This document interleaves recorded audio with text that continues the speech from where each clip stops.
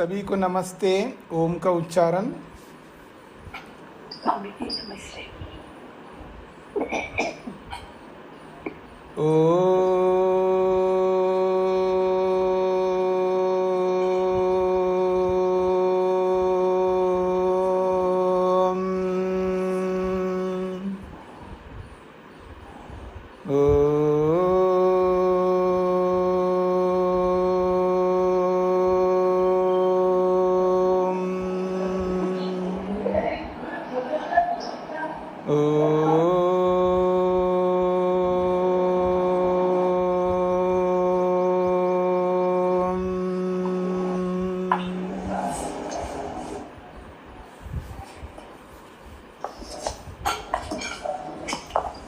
माता शकुंतला जी, आप अपना म्यूट नहीं करते, अनेक बार ध्यान दिया करें। वेदांत दर्शन के तीसरे अध्याय के चौथा पाद, चतुर्थ पाद। तो इस चतुर्थ पाद के 2 सूत्र हमने किए हैं। प्रसंग इन्होंने जो प्रारंभ किया है कि बादरायण आचार्य का कहना है कि उपासना से मुक्ति की प्राप्ति होती है। जैमिनी कहते हैं आप उपासना की बात कह रहे हो, कर्म भी तो उपासना का अंग बन कर के मुक्ति दिलाएगा।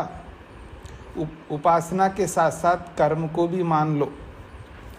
और ऐसा ही योगियों का आचरण देखा जाता है, ये तीसरे सूत्र में स्पष्ट किया जा रहा है। तो जैमिनी के इस कथन को वो पुष्ट करते हुए अगला तीसरा सूत्र है, यथा अन्येषु इति साम्य मात्र कथनेन एव शेषत्वं सिद्ध्यति। दूसरे सूत्र में यथा अन्येषु ऐसा जो कहा था ना, जैसे कि बाकी यज्ञों में जैसा उन्होंने यज्ञों का उदाहरण दे करके समझाने का प्रयास किया है, उतने से ही बात समझ में आ जाती है। फिर भी हम आचरण को भी दिखाते हैं कि योगियों का जो आचरण है या जो विद्वानों का आचरण है, उसके माध्यम से भी आपको हम कहना चाहेंगे कि कर्म को भी स्वीकार करना चाहिए। तो कहते हैं आचार दर्शनात्, आचार कहते हैं आचरण को, तो आचरण भी ऐसा ही देखा जाता है। तद विषय का व्यवहार दर्शनात्, उस विषय को व्यवहार देखा जाता है शास्त्रों में। तद ये था, जैसे जनको हा वैदेहो बहुदक्षिणेन ईजे। जनक, राजा जनक बहुत प्रसिद्ध हुए हैं इतिहास में, और उपनिषद में कहा है, बृहदारण्यक उपनिषद में, जो राजा जनक थे वो साधारण व्यक्ति नहीं थे, केवल राजा ही नहीं थे, वो योगाभ्यास भी करने वाले थे। तो राजा जनक जो है, वैदेह विदेह राज्य के जो राजा थे, बहुदक्षिणेना, बहुत सारी दक्षिणाओं को लेकर के, यानी बहुत सारी दक्षिणा देते हुए, क्योंकि जो बड़े बड़े याग होते हैं उसमें दक्षिणा निश्चित होती है कि इस याग में कितनी कितनी दक्षिणा देनी होती है, कि वहाँ पर निर्धारण होता है होता को कितनी दक्षिणा देनी है, ऋत्विक सभी ऋत्विकों को, अध्वरी को कितनी दक्षिणा देनी है, और ब्रह्मा जी को कितनी दक्षिणा देनी है। ऐसे जो भी जितने भी ऋत्विक होते हैं उन सब की दक्षिणा जो है निश्चित होती है, और वो छोटी मोटी दक्षिणा नहीं होती, बहुत बड़ी दक्षिणा होती है। तो कहते हैं उन्होंने बहुत बड़ी दक्षिणा को ध्यान में रखते हुए ईजे उन्होंने यज्ञ किया। जनको ही वैदेह खलु उपासना विद्यायां निष्णातः। वो कहते हैं वो केवल राजा नहीं थे, वो जनक विदेह राजा जो थे वो खलु निश्चित रूप से उपासना विद्यायां निष्णाता, वो उपासना विद्या में भी पारंगत थे। स यज्ञ कर्म अनुष्ठान परः, और केवल वो ब्रह्म विद्या में निष्णात नहीं थे, वो यज्ञ के कर्मों का भी अनुष्ठान करने वाले थे। तस्य उपासना विद्या तत्कर्म अंगत्वम भजते, इसलिए उसकी जो उपासना विद्या जो है वो उस कर्म का अंग बन करके आगे मुक्ति को दिलाने वाला या मुक्ति को दिलाने वाली होती है। तथा यक्षमाणो वै भगवंतो अहमस्मि, अब एक दूसरा, वो तो बृहदारण्यक उपनिषद का प्रमाण दिया था, अब कहते हैं छांदोग्य का भी प्रमाण देते। देखिए, यक्षमाणो वै भगवन्तः अहमस्मि, मैं यज्ञ करने वाला हूँ, यज्ञ करूँगा।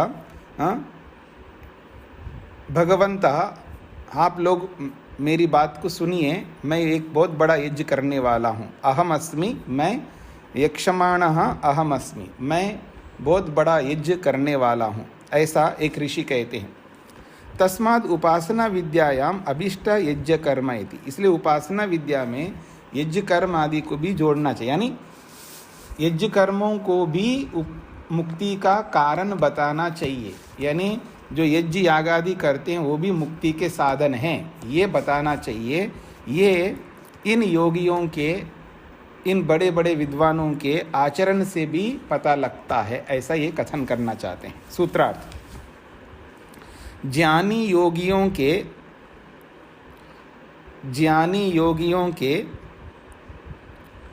आचरण से भी पता लगता है कि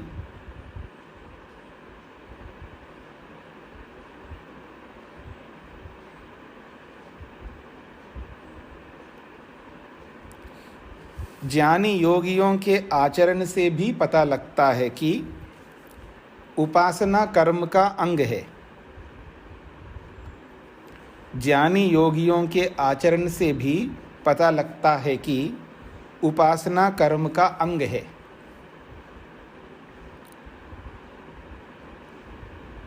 ऐसा शास्त्र में वर्णन देखा जाने से, या ऐसा शास्त्र में वर्णन देखा जाता है,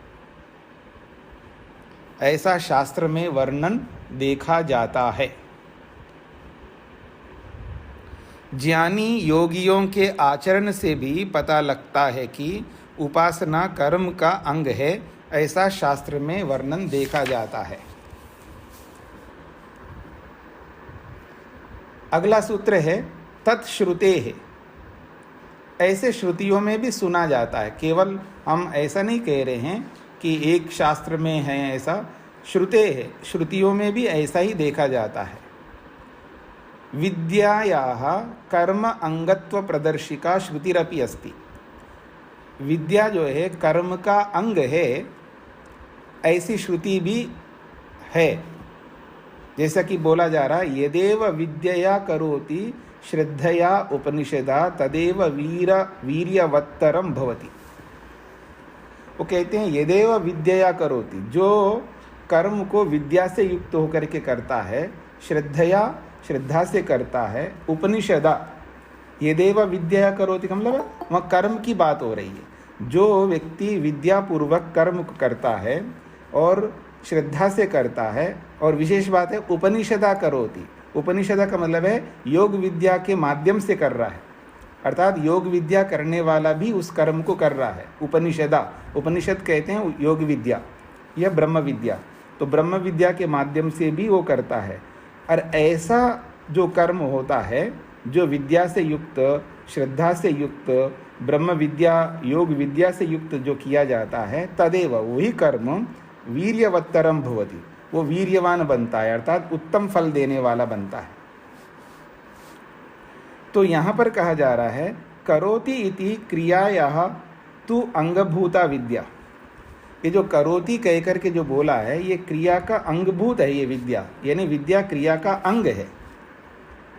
अत्र स्पष्टते, इस श्रुति में स्पष्ट विद्यमान है, इसलिए इस श्रुति के वचन होने से भी आपको विद्या को यानी ब्रह्म विद्या को कर्म का अंग मानना चाहिए, ये कहना चाहते हैं। सूत्रार्थ, ब्रह्म विद्या कर्म का अंग है, ब्रह्म विद्या कर्म का अंग है,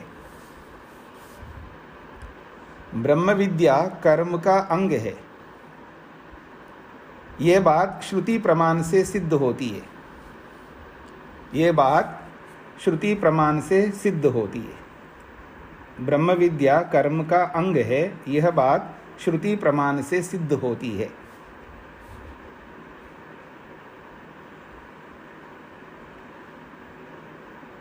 ब्रह्म विद्या कर्म का अंग है, यह बात श्रुति प्रमाण से सिद्ध होती है। अत्रैव हेत्वंतरम उच्यते, इसी बात को स्पष्ट करने के लिए एक अलग हेतु कारण बताया जा रहा है। समन्वार समन्वारंभनात् समन्वारंभनात्। वो कहते हैं विद्या कर्मणो समन्वारंभनम फलाय संयुक्तारंभकत्वम प्रतिपाद्यते। आप कहते हो विद्या से ही, उपासना से ही, ब्रह्म विद्या से ही मुक्ति मिलती है, ऐसी बात नहीं है। शास्त्र दोनों का समन्वय करता है, यानी कर्म को भी और ब्रह्म विद्या को। इसी बात को समझाने के लिए 5वां सूत्र है। वो कहता है विद्या कर्मणो, विद्या और कर्म इन दोनों का समन्वारंभनम, इनका सहकारी, दोनों का मेल, ये दोनों मिलकर के फलाया, मुक्ति के फल के लिए समर्थ होते हैं। तो इन दोनों का संयुक्त आरंभकत्व प्रतिपाद्यते, यानी दोनों को साथ लेकर के चलने की बात शास्त्र वर्णित करता है। जैसे कि बृहदारण्य कहता है तम विद्या कर्मणि समन्वारभेते। तम उस परमात्मा को प्राप्त करना हो तो विद्या और कर्मणि, कर्म, तो विद्या और कर्म इन दोनों के समन्वय से, इन दोनों के सहकारी भाव से ही उसको प्राप्त किया जाता है, ऐसा शास्त्र, बृहदारण्य शास्त्र कहता है। तस्मात्, इसलिए कहना चाहते हैं उपासना विद्यायाः कर्मणश्च परस्परम अंग अंगित्वम सिद्ध्यति। तो इसलिए उपासना विद्या जो है, उपासना विद्या और कर्मणश्च, और कर्म, इन दोनों का परस्पर अंग अंगी भाव है, अर्थात परस्पर एक दूसरे के साधन बनते हैं। सूत्रार्थ, ब्रह्म प्राप्ति में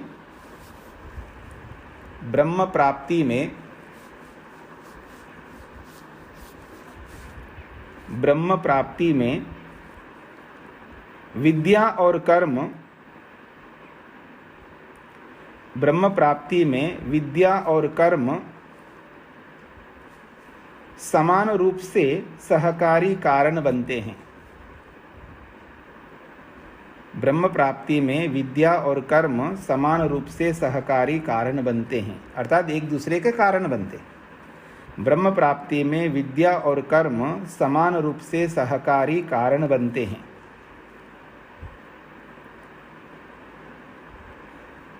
ऐसा शास्त्र वर्णन से पता लगता है, या शास्त्र वचन से पता लगता है, एक ही बात है।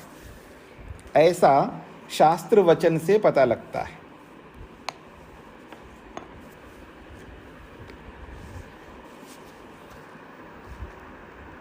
ब्रह्म प्राप्ति में विद्या और कर्म समान रूप से सहकारी कारण बनते हैं, ऐसा शास्त्र वचन से पता लगता है।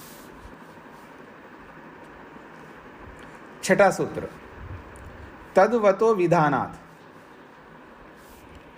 ये कहता है विद्यावतो जनस्य कर्म विधानात् कर्मांगत्वं विद्यायाः द्योत्यते शास्त्रे। एक और हेतु दिया जा रहा है कि विद्यावता, तद्वता का मतलब है यहाँ पर विद्यावता, जो विद्या वाले हैं, जिन्होंने विद्या प्राप्त की है, तो यानी ज्ञान प्राप्त किए हुए जो भी मनुष्य हैं, उनको कर्म विधानात्, उनको कर्म करने का भी विधान करता है शास्त्र। यानी आपने विद्या प्राप्त किया, ब्रह्म विद्या प्राप्त की है, तो उसके साथ में कर्म भी करो, कर्म विधानात्, कर्म का भी विधान होने से कर्मंगत्वम विद्याया दोत्यते। इसलिए विद्या जो है कर्म का अंग है, ये पता लगता है शास्त्र में। जैसे शास्त्र का प्रमाण दे रहे हैं, आचार्य कुलात् वेदम अधीत्य यथा विधानम गुरो कर्मातिशेषेण अभिसमावृत्य कुटुंबे शुचौ देशे स्वाध्यायम अधीयानः। ये छांदोग्योपनिषद का वचन है। आचार्य कुलाद वेदम अधीत्य, जब विद्यार्थी आचार्य के कुल से अर्थात गुरुकुल से वेदम अधीत्य, वेद पढ़ करके, यथा विधानम, जैसा उसका विधान है, जितना शास्त्र पढ़ने का विधान है वो उसको पूरा करता है, तो गुरु कर्मातिशेषेण, गुरु के जो कर्म, यानी गुरु के पास रह कर के जब विद्या प्राप्त करता है तो गुरु की सेवा करनी होती है। तो गुरु की सेवा करनी होती है, तो गुरु कर्मातिशेषेण, यानी गुरु की सेवा करने के बाद में जो बचे हुए कर्म हैं, कर्मातिशेषेण मतलब बचे हुए कर्म, यानी विद्यार्थी जो है गुरु की सेवा करके ही तो विद्या प्राप्त करता है। तो गुरु की सेवा करते हुए जो कर्म करता है, उन कर्मों में जो बचे हुए कर्म हैं, अर्थात और भी उसको कर्म करने होते हैं, तो कर्मातिशेषण का मतलब बचे हुए कर्मों को करने के लिए अभिसमावृत्तिया, जब वो समावर्तन करके यानी शिक्षा पूर्ण करके जब वो घर आता है, उसका समावर्तन होता है। तो समावर्तन करके कुटुंबे, जब अपने घर में कुटुंब के लोगों में आता है, रहता है घर में, अर्थात गृहस्थी बन जाता है, तो शुचौ देशे, वो शुद्ध पवित्र स्थान पर बैठ करके स्वाध्यायम अधियाना, वो स्वाध्याय आदि कर्म बहुत सारे करता है, यानी वहाँ आकर के भी कर्मों को करता है। ऐसा नहीं है कि विद्या प्राप्त हो गई तो अब कर्म करना बंद कर देगा, तो वहाँ पर कर्म करने का विधान दिया है शास्त्र में। अत्र विद्या प्राप्ति अनंतरम, विद्या प्राप्त करने के बाद भी कर्म अधिकार विधानात्, कर्मों को करने का अधिकार होने से कर्मांगत्वम विद्याया स्पष्टम भवति, इसलिए विद्या का कर्म जो है यानी कर्म का अंग विद्या है, ये स्पष्ट यहाँ पर स्पष्ट होता है। सूत्रार्थ लिखिएगा। ज्ञान प्राप्त किए हुए को, ज्ञान प्राप्त किए हुए को, ज्ञान प्राप्त किए हुए को कर्म करने का विधान, ज्ञान प्राप्त किए हुए को कर्म करने का विधान किया गया होने से, ज्ञान प्राप्त किए हुए को कर्म करने का विधान किया गया होने से ज्ञान को कर्म का अंग मानना चाहिए, ज्ञान को कर्म का अंग मानना चाहिए।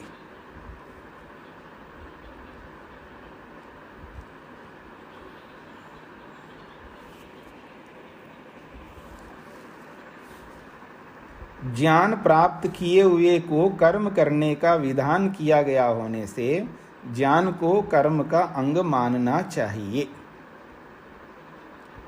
और नियमाच्च, नियमात च, और भी एक बात कहते हैं और एक हेतु दिया जा रहा है। कुर्वन्नेवेह कर्माणि जिजीविषेच्छतम समः, कर्म करते हुए जीने की इच्छा करो 100 साल तक। बिना कर्म किए कैसे रह सकते हो? निठल्ला नहीं रहना है ना आपको। ठीक है, आपने ब्रह्म विद्या भी प्राप्त किया है, लेकिन कर्म तो करना ही पड़ेगा। तो कुर्वन एव इह कर्माणि, इह इस संसार में रहते हुए, इस शरीर में रहते हुए, कर्माणि कुर्वन एव कर्मों को करते हुए, शतम समा जिजीवेत, शतम समा जिजीविषेत, 100 साल जीने की इच्छा करो। यानी कर्म करते हुए इस संसार में 100 साल जीने की इच्छा करो। एतद वै जरा मरियम सत्रम यद अग्निहोत्रम, कहते हैं यद अग्निहोत्रम, ये जो आप अग्निहोत्र करते हो, एतद वै, ये जो अग्निहोत्र है, जरा मरियम, जब तक मरते नहीं हो तब तक करना पड़ेगा आपको। जरा मरियम का मतलब जब तक बूढ़ा नहीं होते हो, असमर्थ नहीं होते हो, अथवा मरियम जब तक मृत्यु को प्राप्त नहीं होते हो, तब तक इस सत्र को, इस अग्निहोत्र रूपी सत्र को आपको करना चाहिए, ऐसा शतवत ब्राह्मण कहता है। इत्यत्र यावत् जीवनम यावद आयुषम कर्मानुष्ठान नियम प्रदर्शनात्, इस प्रकार से शास्त्र क्या कह रहा है? यावत् जीवनम, जब तक जीवन है, यावद आयुषम, जब तक आपकी आयु है, कर्मानुष्ठान नियम, कर्मों का अनुष्ठान करने का जो नियम है, इस नियम को प्रदर्शनात्, शास्त्र में वर्णन होने से, न कर्म विहीनेन केनापि भाव्यम, इसलिए कर्म रहित किसी को नहीं होना चाहिए। इति अनेनापि कर्मांगत्वम विद्याया सिद्ध्यति, विद्या का कर्म अंग है या विद्या कर्म का अंग है, ऐसा सिद्ध होता है। सूत्रार्थ, नियम पूर्वक कर्म करने का, नियम पूर्वक कर्म करने का, नियम पूर्वक कर्म करने का विधान शास्त्र में होने से, नियम पूर्वक कर्म करने का विधान शास्त्र में होने से भी पता लगता है, नियम पूर्वक कर्म करने का विधान शास्त्र में होने से भी पता लगता है कि ज्ञान कर्म का अंग है।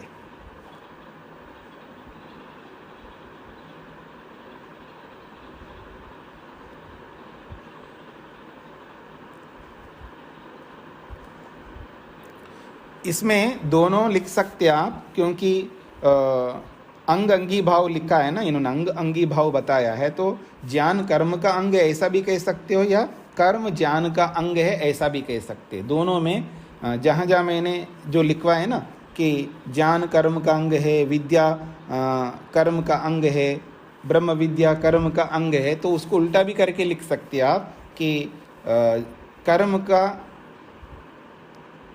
कर्म ज्ञान का अंग है ऐसा भी लिख सकते हैं, कर्म ज्ञान का अंग है ऐसा भी आप लिख सकते हैं। दोनों एक दूसरे के पूरक है। तो ये सारे के सारे सूत्र पूरे हो गए जी। सात सूत्र, 1 से लेके 7 सूत्र, ये सब एक एक पक्ष को रखने वाले सूत्र हैं जी। ये सारे के सारे सूत्र जो है एक एक पक्ष को रखा गया है। अब इन सभी सूत्रों का क्रम से समाधान किया जाएगा। मतलब इसको सर्वथा पूर्व पक्षी के सूत्र भी, प्रश्नकर्ता के सूत्र भी नहीं मान सकते, और सर्वथा सिद्धांत है ऐसा भी नहीं मान सकते। इनको समझने की आवश्यकता है। तो इदानीं समादीयते क्रमशः एक सूत्रेण। अब क्रम से इन सभी सूत्रों का एक एक करके समाधान किया जाता है। अधिकोपदेशात्तु बादरायणस्य एवं तद्दर्शनात्। अधिकोपदेशात् तु बादरायणस्य एवं तद्दर्शनात्। पहला जो सूत्र था बादरायण का, उसका समाधान कर रहे हैं। और वो भी कौन कर रहे हैं? खुद स्वयं कह रहे हैं। अपनी बात रख करके अपना ही समाधान कर रहे हैं। एक शैली है समझाने की, यानी शास्त्र को सर्वांगीण दृष्टिकोण से हर प्रकार से, हर एंगल से इसको समझने का प्रयत्न करवा रहे हैं हमें। कहते उपासना विद्यातः पुरुषार्थ पुरुषलाभः मोक्षो अमृतत्वं सिद्ध्यति इति मतम यत्। उपासना विद्या से पुरुषार्थ होता है, अर्थात पुरुष लाभ, पुरुष को जो लाभ होता है, अर्थात मोक्षः अमृतत्वं सिद्ध्यति।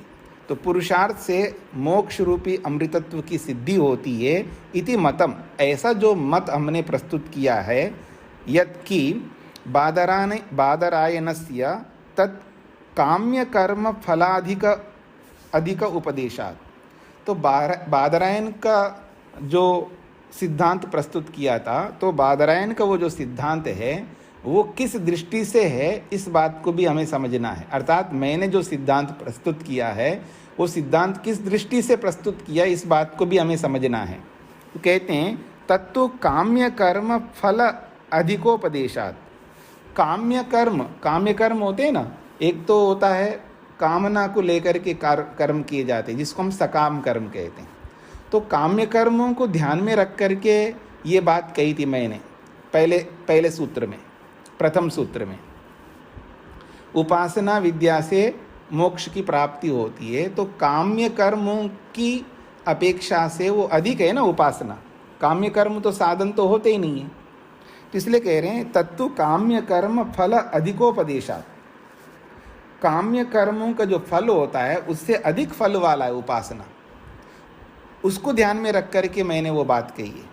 एवं ही तत्श्रुतौ दृश्यते, ऐसा ही श्रुति दिखाई देती है, यानी ऐसा ही श्रुति कहती है। शास्त्रों में ये सारी बातें कही गई है। तो कहते हैं एवं ही तत्श्रुतौ दृश्यते, जो मैंने ये बात कही है ये श्रुति में भी देखा जाता है। क्या?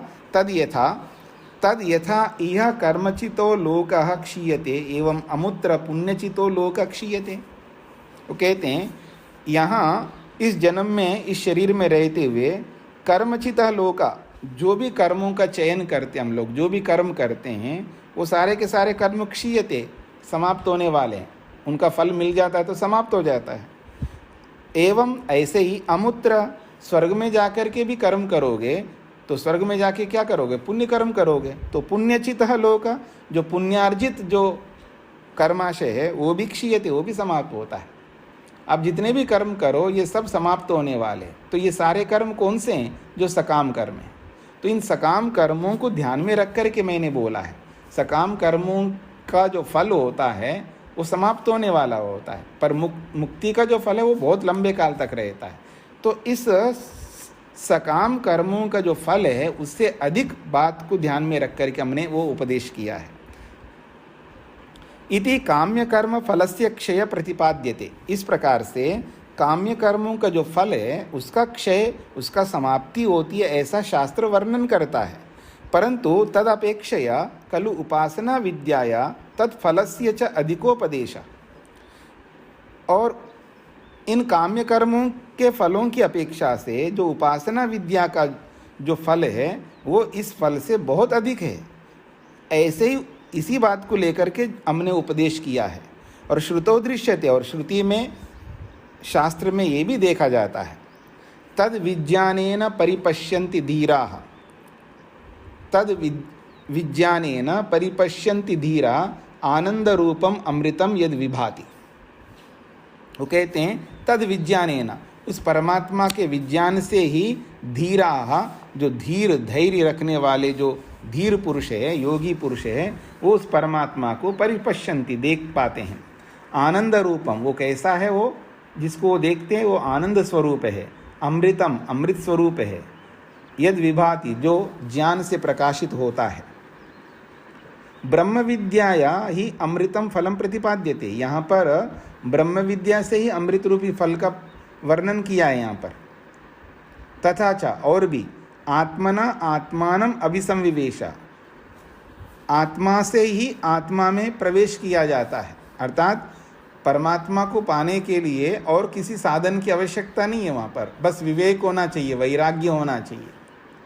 तो विवेक वैराग्य से उस आत्मानम, उस परमात्मा में जीवात्मा स्वयं के द्वारा ही उसमें प्रवेश होता है। अर्थात स्वयं अपने वैराग्य से युक्त होकर के ज्ञान से ही परमात्मा का दर्शन करता है, इसका अभिप्राय है।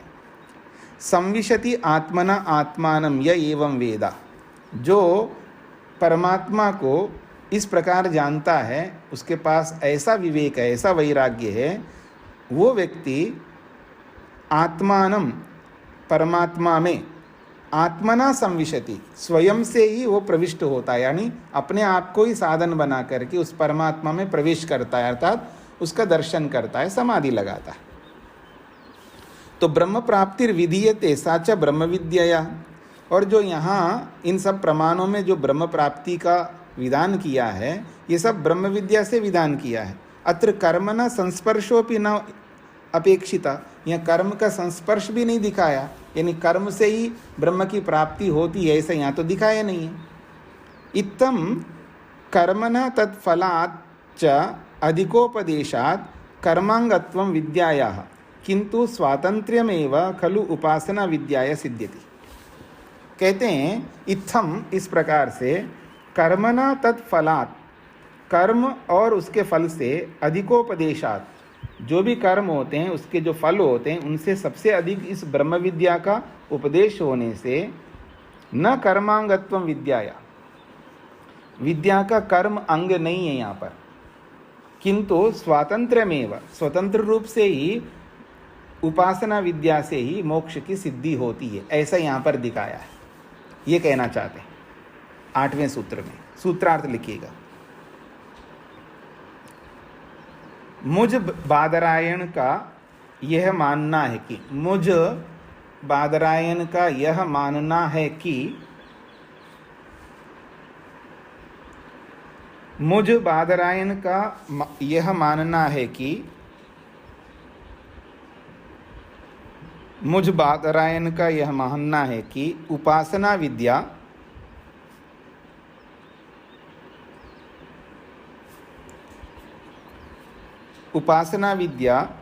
कर्म की अपेक्षा, मुझ बादरायण का यह मानना है कि उपासना विद्या कर्म की अपेक्षा अधिक महत्व वाली है।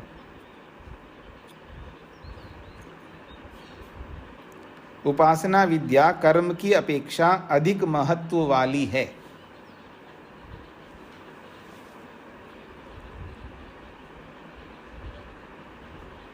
उपासना विद्या कर्म की अपेक्षा अधिक महत्व वाली है, ऐसा उपदेश होने से ऐसा ही उपदेश होने से, ऐसा लिख सकते हो, ऐसा ही उपदेश होने से।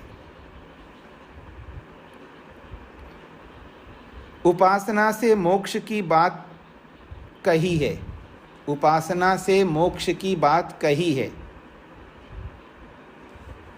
उपासना से मोक्ष की बात कही है।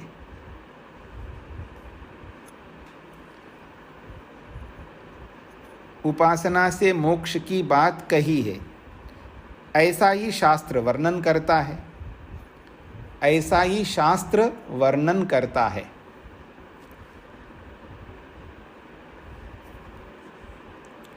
ऐसा ही शास्त्र वर्णन करता है। एक बार पूरा सूत्रार्थ। मुझ बादरायण का यह मानना है कि उपासना विद्या कर्म की अपेक्षा अधिक महत्व वाली है। ऐसा ही उपदेश होने से उपासना से मोक्ष की बात कही है, ऐसा ही शास्त्र वर्णन करता है।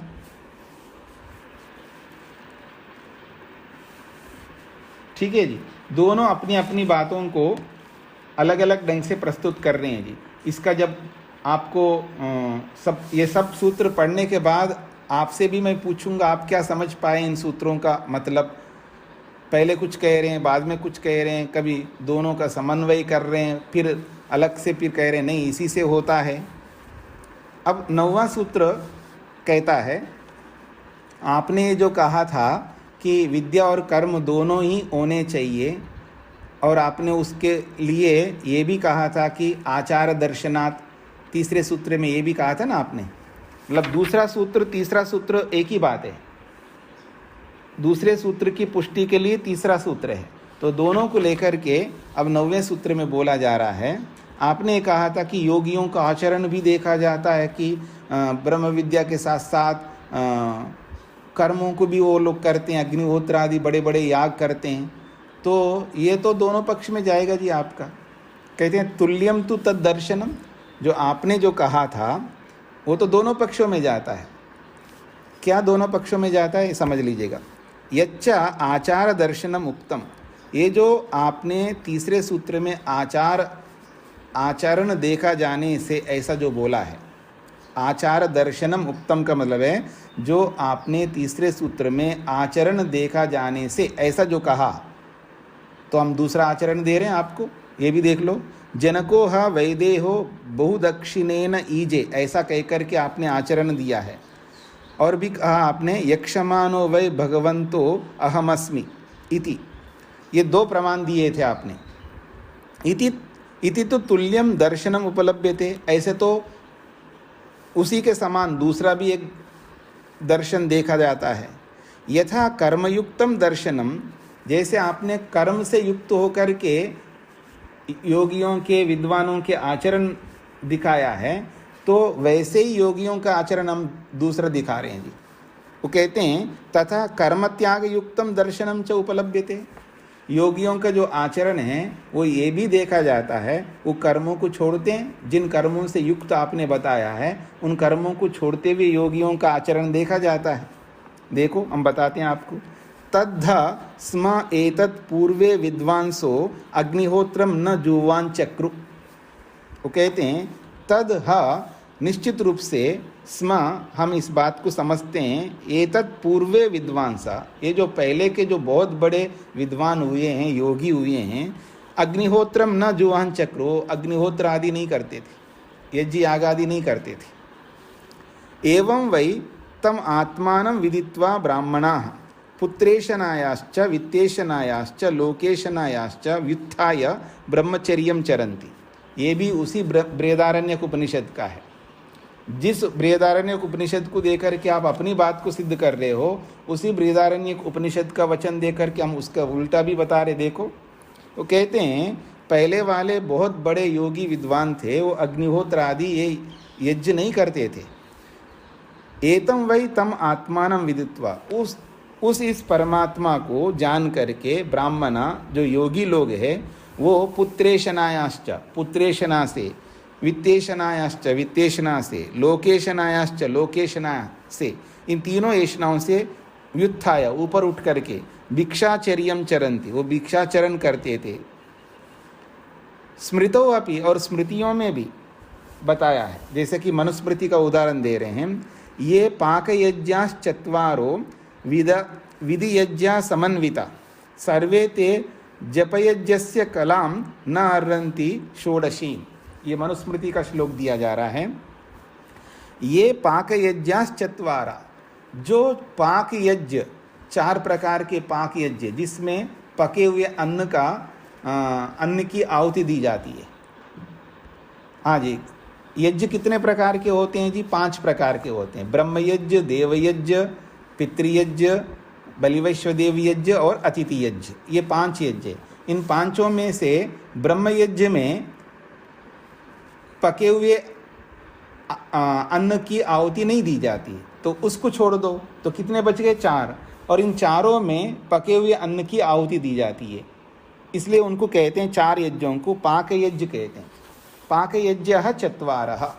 तो पाक यज्ञ कहलाते हैं। देव यज्ञ से लेकर के अतिथि यज्ञ पर्यंत ये 4 जो यज्ञ है, इनको पाक यज्ञ भी कहते हैं। तो ये तो हो गए जी 4 यज्ञ जिसमें पके हुए अन्न की आहुति दी जाती है। पकड़ में आ रही है आपको?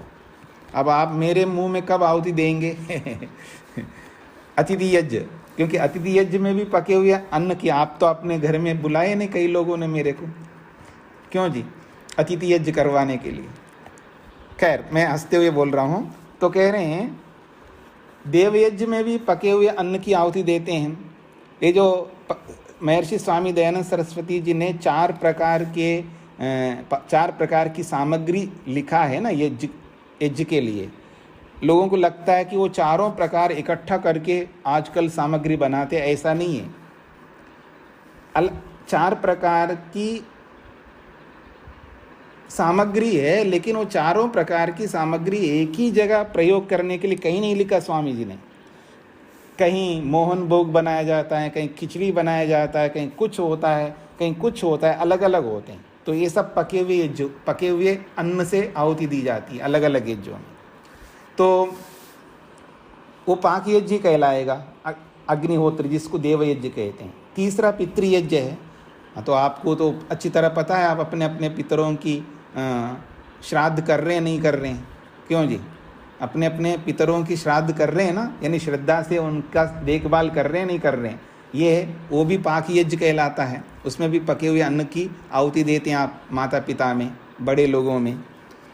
और पितृयज्ञ के बाद में बलिवैश्वदेव यज्ञ में भी, ऐसे अतिथि यज्ञ में भी, इसलिए 4 प्रकार के। इसके अतिरिक्त विधि यज्ञ समन्विता, जो विधि यज्ञ हैं, जो विधि यज्ञ 2 प्रकार के होते हैं। एक तो दर्शेष्टि पौर्णमासेष्टि होती है, और फिर उसके बाद चतुर्मासेष्टि, उसके बाद सोमयाग, फिर वो याग, ऐसे अलग अलग बहुत सारे यज्ञ होते हैं।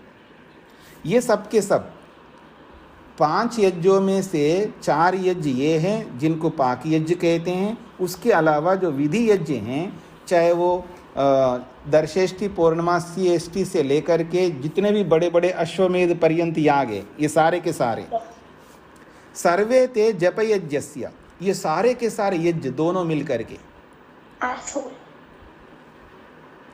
ये दोनों प्रकार के जो यज्ञ है, जप यज्ञस्य, ये जो जप यज्ञ है जिसको हम ध्यान कहते हैं, उपासना कहते हैं, हाँ, इस जप यज्ञ के सामने न अर्हन्ति षोडशी कलाम, ये जप यज्ञ के सामने 16वीं कला के बराबर भी नहीं होंगे। पकड़ रहे हैं जी? न अर्हन्ति षोडशीम कलाम, जप यज्ञ के सामने, यानी ध्यान के सामने, जप के सामने, उपासना के सामने, ये जितने भी 4 यज्ञ और बड़े बड़े याग, दर्शेष्टि पौर्णमासेष्टि से लेकर के सबके सब याग इसमें आ जाते हैं। ये सब के सब मिल करके जप यज्ञ के सामने 16वीं इस्सा के बराबर भी नहीं है। जप्येनैव तु संसिद्ध्येत ब्राह्मणो न अत्र संशयः, वो कहते हैं जप से ही, यानी उपासना विद्या से ही संसिद्ध्येत, परमात्मा की सिद्धि होती है। ब्राह्मण संसिद्ध्येत, ब्रह्म की सिद्धि होती है। न अत्र संशय, इसमें कोई संशय नहीं है। कुर्यात अन्यत न वा कुर्यात्, चाहे वो उन यज्ञों को आप करो या ना करो। मैत्रो ब्राह्मण उच्यते, फिर भी ब्राह्मण जो है परमात्मा का मित्र कहलाता है, यानी इंद्रस्य युज्य सखा। वो बाकी यज्ञ करे या ना करे, फिर भी वो परमात्मा का मित्र कहलाता है। यहाँ ये बात कही है। हाँ जी, ये बात सुनकर कि आप थोड़ा बहुत करते वो सब बंद करने लग जाओ, ऐसा नहीं करना। ये उस व्यक्ति के लिए कहा जा रहा है जो चौथे आश्रम में, चतुर्थ आश्रम में पहुंच जाता है, याद रखना। हाँ, जो चौथे आश्रम में जाता है, जिसको विवेक वैराग्य हो गया है और जिसके कर्तव्य पूरे हो गए हैं, वो सब इन कर्तव्यों से मुक्त होकर के बस केवल ब्रह्म विद्या में लगा रहता है, ऐसे व्यक्ति के लिए। हर किसी व्यक्ति, गृहस्थी व्यक्ति के लिए तो बिल्कुल नहीं कहा जा रहा है, याद रखना। हाँ, उल्टा मत समझना इसका। खैर, तो यहाँ इस सूत्र में ये बोला गया है कि ब्रह्म विद्या से मुक्ति की प्राप्ति दर्शाई यहाँ पर, और यज्ञ याग आदियों से मुक्ति नहीं मिलेगी। अर्थात उसको करो या ना करो कोई फर्क नहीं पड़ेगा। अगर कोई करता है तो हानि नहीं है, और नहीं करता है तो हानि नहीं है। करता है तो भी कोई हानि नहीं है, ठीक है, कर रहा है, वो अतिरिक्त फल है, उसकी इच्छा है। अगर कोई योगी यज्ञ में बैठता है या यज्ञ करता है तो कोई पाप नहीं कर रहा है, अच्छी बात है, संसार के उपकार के लिए कर रहा है, कोई बात नहीं है। मतलब वो करना अनिवार्य नियम नहीं है उसके लिए, इसका ये अभिप्राय है। इसलिए कुर्यात न वा कुर्यात, वो करे या ना करे कोई फर्क नहीं पड़ता है। मैत्रो ब्राह्मण उच्यते, पर वो योगी जो है परमात्मा का मित्र जरूर होगा। मतलब परमात्मा उसको दूर नहीं करेगा, तुमने यज्ञ नहीं किया इसलिए तू मेरे मित्र नहीं है, इंद्र से युज्य सखा, ऐसा नहीं करता। और आप करते हो यज्ञ, दोनों कर रहे हो तो भी आप कोई गलत नहीं कर रहे हैं, आपकी मर्जी, स्वतंत्र है, आप करना अनिवार्य नहीं है। उस व्यक्ति के लिए कहा जा रहा है जो ऊपर पहुंच गया है, ऊपर उठा हुआ है सब कर्तव्यों से। हाँ जी, सूत्रार्थ लिखिएगा। तीसरे सूत्र में जो कहा है कि तीसरे सूत्र में जो कहा है कि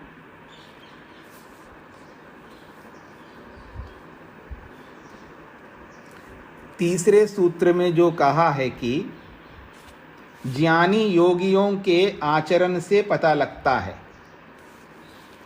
तीसरे सूत्र में जो कहा है कि ज्ञानी योगियों के आचरण से पता लगता है।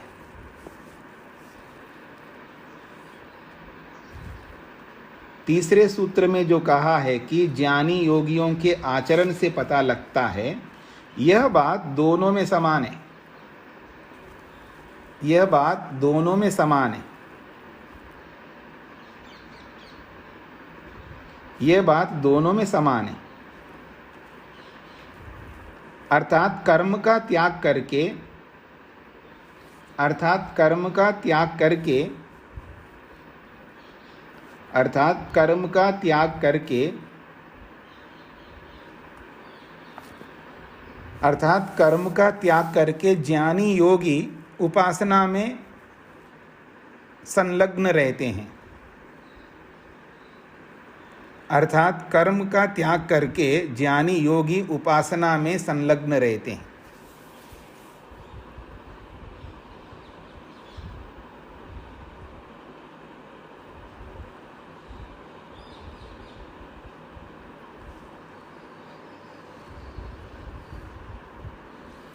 हाँ जी, स्पष्ट हो गया जी। तो यहाँ पर थोड़ा सा समझने का प्रयत्न करना है। ये एकांगी होकर के कई बार लोग चलते हैं, आप देखेंगे ना, कोई व्यक्ति जोर देता है ना किसी एक चीज को, उस बात को समझाने के लिए सारे सूत्र हैं। कोई केवल उपासना में लगा रहता है तो केवल उपासना में लगा रहता, बाकी कर्तव्यों को छोड़ रहा होता है।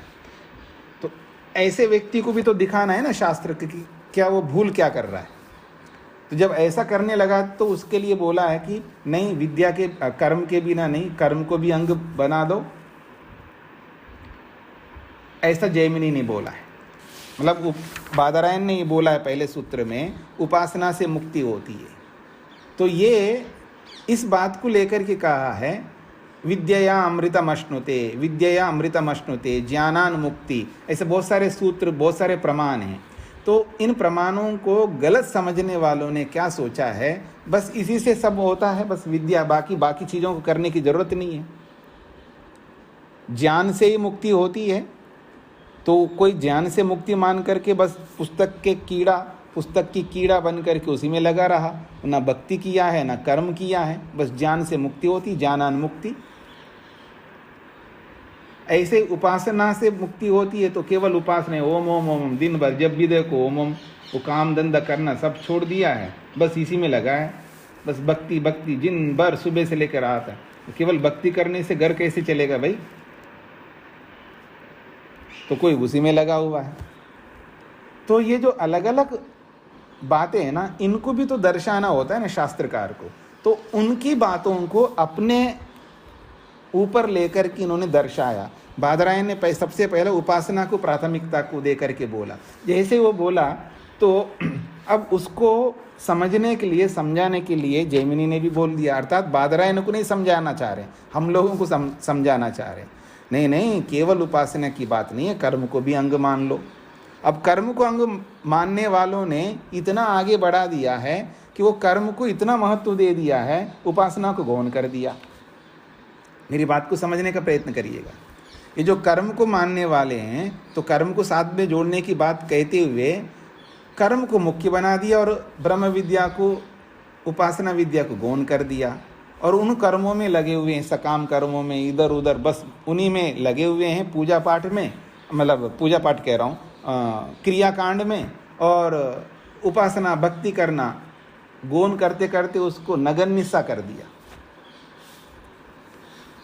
अब उस कर्म को अंग बनाने के लिए फिर उसको पुष्टि भी करनी होती है। तो तीसरे सूत्र में उसने बोला है कि नहीं, ये जो हम कर्म को अंग बनाने की बात कर रहे हैं, यानी कर्म भी कारण बनता है मुक्ति की प्राप्ति में। केवल हम ऐसे ही नहीं कह रहे हैं, योगियों का आचरण भी बताता है। चाहे वो अश्वपति राजा हो, राजा जनक हो, या और भी बहुत सारे ऋषि जो आपने उपनिषदों में पढ़े हैं, वो लोग भी यज्ञ आदि अनुष्ठानों में लगे रहे। वो तो जानकार थे और वो विद्या दोनों परिस्थितियों को, सब परिस्थितियों को जानते थे। वो समन्वय करने वाले थे। उनके समन्वय को ना देख करके हम लोग अपने ढंग से उसी में अधिक होकर के एक को गौण कर दिया हम लोगों ने। तो किसी को भी गौण नहीं कर सकते। तो उन्होंने कहा आचरण से भी पता लगता है कि कर्म वहाँ पर होते हैं। और उसी को पुष्ट करने के लिए उन्होंने चौथा, पांचवा, छठा और सातवां, ये सारी बातें उसको समझाने के लिए कर्म को लेकर के चला। और वो कर्म को लेकर के इतना चला है तो सारे सकाम कर्मों में लगे रहे व्यक्ति। क्योंकि उन्होंने उदाहरण जो भी दिया है ना, कि विद्या पढ़ करके घर आता है तो भाई गृहस्थी बनने के लिए आता है ना। गृहस्थी बन करके फिर गृहस्थी में रहते हो बहुत सारे कर्म करता है। वो बहुत सारे कर्म जो भी करता है वो सारे मुक्ति के कारण थोड़े बनेंगे, मुक्ति के कारण तो बन नहीं सकते। फिर वो सारी बातें क्यों कहना चाह रहे हो आप? इसका मतलब है कि वो अब कर्म को मुख्य बना दिया, उपासना को गौण कर दिया उसने। फिर 8वें सूत्र से फिर उन्होंने समझाने का प्रयास किया है। देखो, हमने जो बात कही है वो उपासना की अधिकता को लेकर के कही है, उपासना प्रधान को लेकर के कही है। हमारा ये मतलब थोड़ा था कि कर्म के बिना ही केवल उपासना से मुक्ति मिलेगी, ऐसा वो हम नहीं कहना चाहते। तो इस बात को भी समझाएंगे और आगे जाकर के स्पष्ट भी करेंगे। और स्पष्ट अगर नहीं भी करेंगे ना, तो ये हमें स्पष्ट करना होगा, क्योंकि तीनों ही चाहिए होंगे। अगर एक बात मैं बोलूं, ज्ञान भी चाहिए, यानी ब्रह्म विद्या भी चाहिए, या विद्या के रूप में, तत्व ज्ञान के रूप में कहिए, यानी यथार्थ विद्या जो विवेक है वो भी चाहिए मुक्ति को पाने के लिए। सकाम कर्म तो नहीं चाहिए, तो सबको पता है। तो निष्काम कर्म तो चाहिए। अब निष्काम कर्म चाहिए तो ये यज्ञ याग आदि तो सब सकाम कर्म है ये सारे। हाँ, ये जो पंचमा यज्ञ है वो तो जरूर बन सकते हैं मुक्ति के साधन, क्योंकि नित्य कर्म मुक्ति के साधन होते हैं, ये भी बताएंगे। नित्य कर्मों को छोड़ करके बाकी जो नैमित्तिक कर्म हैं वो मुक्ति के साधन नहीं होंगे, वो तो सब स्वर्ग के साधन होंगे, वो सकाम कर्म कहलाते हैं सारे। तो ये सारी बातें हमको समझना होगा। अगर ये नहीं समझाएंगे तो, वैसे तो समझाएंगे, इनको हम ना समझ पाए वो अलग बात है, लेकिन अगर लगता नहीं जी सीधा सीधा नहीं बता है तो हमको भी टेढ़ा करके समझना पड़ेगा, नहीं तो ये सारा शास्त्र जो है ना, या वेद ही समाप्त हो जाएंगे। क्योंकि वेद के विरुद्ध होकर के कोई भी बात नहीं कर सकते, ना हम ना ये ऋषि लोग। क्योंकि वेद तो स्पष्ट मानता है ना, आप वेद पढ़ेंगे तो वहाँ पर विद्याम च अविद्याम च यस्तद वेदो भयम सह अविद्यया मृत्युम तीर्थवा विद्यया अमृतम अश्नुते। इस मंत्र में स्पष्ट कहा है, विद्या से तो ब्रह्म विद्या को ले लिया, यानी यथार्थ ज्ञान को, विवेक को लिया, और अविद्या से कर्म और उपासना को लिया। तो तीनों को एक समान कारण बनाया है मुक्ति को प्राप्त करने के लिए। फिर वहाँ संभूतिम च विनाशम च यस्तद वेदो भयम सह, उस मंत्र में भौतिक विद्या को भी साथ में जोड़ा है। केवल हम सोचे कि केवल आत्मा परमात्मा वाली विद्या से हम मुक्ति को प्राप्त करेंगे, ऐसा नहीं है। भौतिक विद्या को भी समझना है, उसको भी साथ में जोड़ा है, उसके बिना भी नहीं हो सकता। यानी दोनों प्रकार की विद्या को उन्होंने स्वीकार किया। संभूतिम च विनाशम च, इस मंत्र को बोल करके भौतिक विद्या को भी माना है मुक्ति को प्राप्त करने में, और आध्यात्मिक विद्या तो है ही मुक्ति को प्राप्त करने में। तो दोनों को समन्वय करके भौतिक विद्या और आध्यात्मिक विद्या और ज्ञान, आपने कर्म और उपासना को भी जोड़ दिया। यानी तीनों के बिना नहीं हो सकता। इसलिए शुद्ध ज्ञान, शुद्ध कर्म और शुद्ध उपासना, जो बार बार महर्षि स्वामी दयानंद लिखते हैं, तो उन सब का समन्वय करके चलना होगा।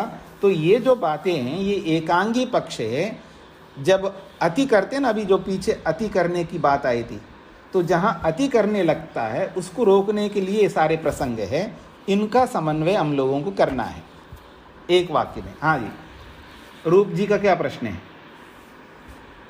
स्वामी जी, हाँ जी, स्वामी जी, कल पहले सूत्र में ये बताया था कि अत्यंत पुरुषार्थ करता हुआ मुक्ति को, विवेक वैराग्य को प्राप्त करता है जी। तो स्वामी जी, अत्यंत पुरुषार्थ के बारे में थोड़ा सा बताना चाहिए, क्योंकि हमने जैसे ध्यान में बैठते हैं तो ज्यादा समय बैठा नहीं जाता स्वामी जी।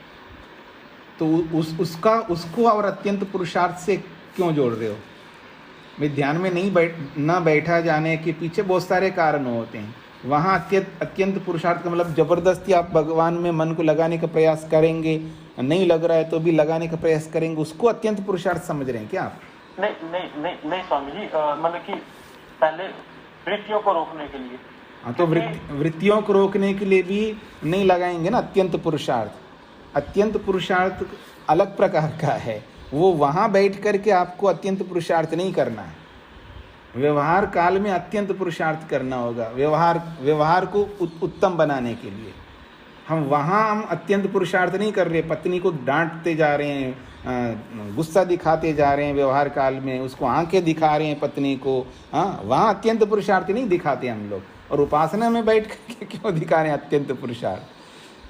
मतलब मैं ये नहीं कहना चाह रहा हूँ उपासना में नहीं करना है अत्यंत पुरुषार्थ, क्यों हम एक ही जगह करने लगते हैं। दिन भर कुछ भी हम करते जाएं और उपासना के काल में बैठ करके बस वृत्तियों को रोकने में अत्यंत पुरुषार्थ करते जाओगे, कितना भी नहीं रुकेंगे वृत्तियाँ तब रुकती हैं जब व्यवहार उचित होता है। दिन भर का व्यवहार यदि हमारा उचित होगा तो वृत्तियाँ भी आराम से रुक जाएंगी, वहाँ इतना ज़्यादा मेहनत करना नहीं पड़ता है। व्यवहार में हम वैसा नहीं कर पा रहे, इसलिए यहाँ मेन परेशानी हो रही है हमको, मन को लगाने में, वृत्तियों को रोकने में।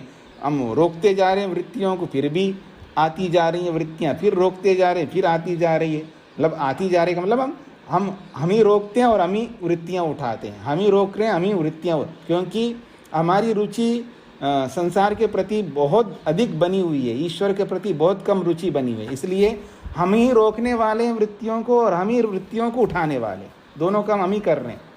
ये हमें एहसास नहीं होता है। ठीक है जी। तो अत्यंत पुरुषार्थ तो कहीं भी हम कर सकते, उपासना में भी कर सकते, इसमें कोई दो राय नहीं है, लेकिन केवल उपासना में नहीं है। इसी अति को लेकर के तो चर्चा हो रही है यहाँ पर। हम लोग अति जो है, ये जो जिसको हम अति कहते हैं, ये अति सब जगह करने लगते हैं, जहाँ नहीं भी करना वहाँ भी अति करने लगते हैं। ये हमें समझना है।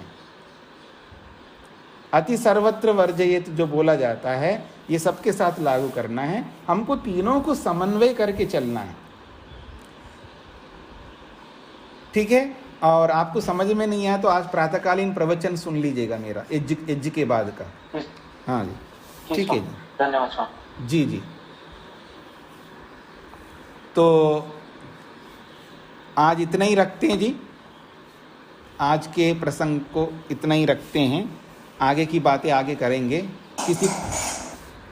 किसी कोई बात पूछनी हो तो पूछ। हाँ जी, पुरुषार्थ वो यथार्थ पुरुषार्थ है ना? नहीं, अत्यंत पुरुषार्थ का मतलब है, आप बंद कर दीजिए, डिस्टर्बेंस आ रहा है। जी जी।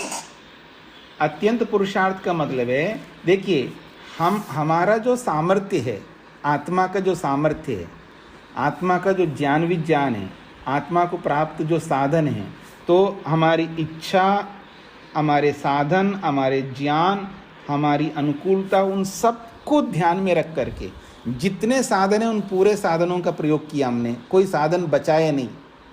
जितना ज्ञान हमारे पास है वो पूरा ज्ञान का प्रयोग कर रहे हैं, ज्ञान को भी नहीं बचा रहे हैं। जितना हम जानते हैं उस पूरे ज्ञान का उपयोग ले रहे हैं, पूरे साधनों का उपयोग ले रहे हैं, पूरा समय का उपयोग ले रहे हैं। ऐसे सबके साथ लगाइए, जो जो आपको प्राप्त हुए हैं उन सबको लगा करके जब हम करते हैं तब उसको कहते हैं अत्यंत पुरुषार्थ, ठीक है। मेरे सिर पर 50 किलो रख सकते हो आप और मैं सहन कर सकता हूँ, लेकिन मैं 50 किलो नहीं रखता। मैं इतना कामचोर हूँ, मैं अपने आप को दीनहीन गरीब मानता हूँ। जब कर्म करने के जब भगवान के लिए या उत्तम कर्म करने में जब मैं प्रवृत्त होता हूँ, मैं का मतलब कोई भी आदमी, वो अपने आप को दीनहीन गरीब बना लेता है, सामर्थ्यहीन बना लेता है। मैं इतना कुछ कर नहीं सकता हूँ, ये कर लेता है। वो सामर्थ्य बहुत होते हुए अपने आप को कम सामर्थ्य वाला आंकता है व्यक्ति। तो जब वो अपने पूर्ण सामर्थ्य को समझता है, मैं वेद की वाणी में बोलूँ, ओम क्रतोस्मरा, क्लिवेस्मरा, कृतम स्मरा, ये तीनों बात यहाँ पर अत्यंत पुरुषार्थ को पूर्ण करते हैं। अपने कर्तृत्व को समझो, पहचानो कि मैं कितना कर्मशील हूँ, कितना कर्म कर सकता हूँ, कितना सामर्थ्य। तो जो आत्मा का पूर्ण सामर्थ्य हमने लगा दिया, और जितने साधन हमको मिले हुए हैं वो सारे साधन हमने लगा दिया।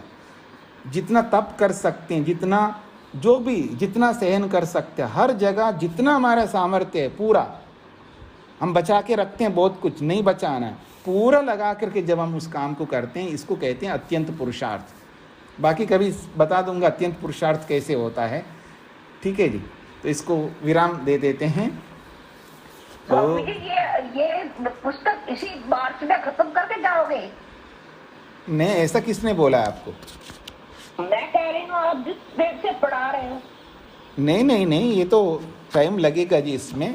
हाँ ठीक है जी। अब क्यों रेल क्यों बनाना चाह रहे हैं? वैसे मैं रेल बना रहा हूँ और ज़्यादा रेल बनवाना चाहते हैं आप, ऐसा नहीं है।